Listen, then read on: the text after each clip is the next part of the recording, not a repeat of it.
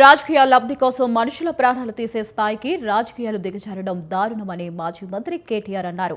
సిరిసిల్లలో నేత కార్మికుడు వెంగళ వెంకటేశం కుటుంబ సభ్యులను మాజీ మంత్రి పరామర్శన చేసి పాప ప్రసన్న తన తండ్రిని కోల్పోవడానికి క్షుద్ర చిల్లర రాజకీయాలే కారణమని ఆరోపించారు. ఈ సందర్భంగా వెంగళ వెంకటేశం హత్యపై కేటీఆర్ తీవ్ర స్థాయిలో మండిపడ్డారు. 20 ఏళ్ల రాజకీయ జీవితంలో ఇంత దరిద్రపు గొట్టు రాజకీయాన్ని తాను ఎన్నడూ చూడలేదని ఆగ్రహం వ్యక్తం చేశారు.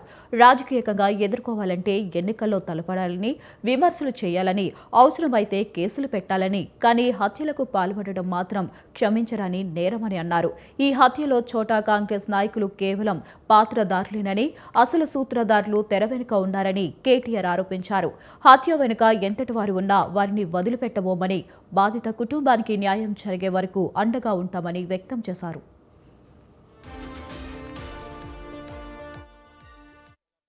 ఈ చిన్నారి పాప అమ్మాయి పేరు ప్రసన్న, 11 ఏళ్ళు వయస్సు, 5th క్లాస్ చదువుతా ఉంది. ఇవాళ క్షుద్ర రాజకీయాల వల్ల, చిల్లర రాజకీయాల వల్ల ఈ పాప తన తండ్రిని కోల్పోయింది. ఉద్దేశం ఏంది? ఎందుకు వాళ్ళ తండ్రి చనిపోయినారు?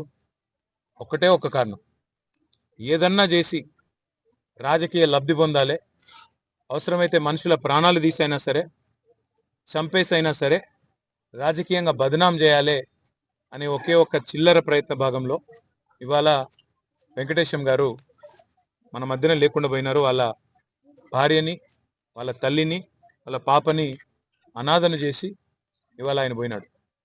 నిజంగా రాష్ట్ర రాజకీయాల్లో 20 ఏళ్ళుగా నేను కూడా ఉన్నా. ఇంకా చాలా మంది పెద్దలు ఇక్కడ ఉన్న వాళ్ళు నాకంటే సీనియర్లు కూడా ఉన్నారు. నేను ఎన్నడూ ఇంత దిగజారిన రాజకీయం, ఇంత దరిద్రపు కొట్టు రాజకీయం మేము ఎన్నడూ జీవితంలో కూడా చూడలేదు. ఇవాళ ఆ పాప అక్కడ ఏడుస్తూ ఉంటే, మా నాన్న రాలేదు అని చెప్పి 3 రోజులు నేను తినలేదని చెప్తుంటే, నిజంగా మనసున్న మనిషి ఎవడైనా సరే కళ్ళల్లో నీళ్లు తిరగక మానవ, గుండె ద్రవించక మానదు.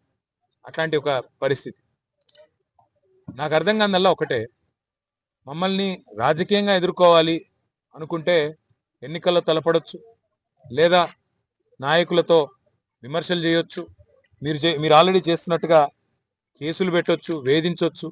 కానీ మధ్యలో సామాన్యులను సమిధలుగా చేసి, సామాన్యులను బలిపశువులు చేసి వాళ్ళ జీవితాలు ఆగం చేస్తే ఏమొస్తుంది అని చెప్పి నేను కాంగ్రెస్ పార్టీ నాయకులను అడుగుతా ఉన్నాను. ఈ చిన్నారి పాప అమ్మాయి పేరు ప్రసన్న, 11 ఏళ్ళు వయస్సు, 5th క్లాస్ చదువుతాం.